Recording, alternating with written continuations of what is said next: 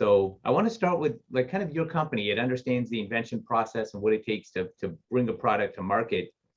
There's no set like single set of steps but there's got to be some general guidelines. So talk to us a little bit about that. What would you say is your process, even though it's a lot more fluid than the process of protecting an idea through legally getting a patent? Well, thanks, John, for having me. I appreciate it. And you're exactly right. The patent process is kind of in its own silo when it comes to all the things that have got to be done. And there's times when, as that people are going through the patent process, they'll be doing other things simultaneously. But as the pendulum swings, and that's kind of what we look at, is that, all of the phases, we've got 7 phases that we go through from I have an idea to getting to the marketplace. And those are in the Inventor's Galaxy Guide, which is on my website. We're currently updating that because, things change. But somebody can go, they can download it, it's free. And it's about a 30-minute read, and it kind of goes through the phases, gives a price range on each phase.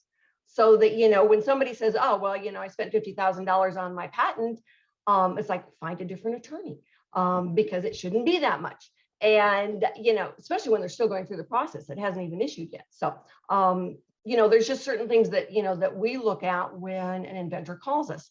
As a licensing agent, I don't get paid till they get paid. So the sooner I can kind of get an inventor onto the right track, the better chance we have of being able to license the intellectual property.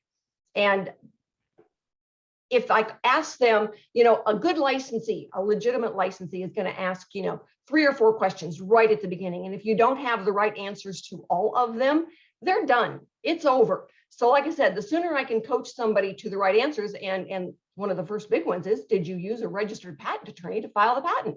And if they say no, conversation is pretty much over.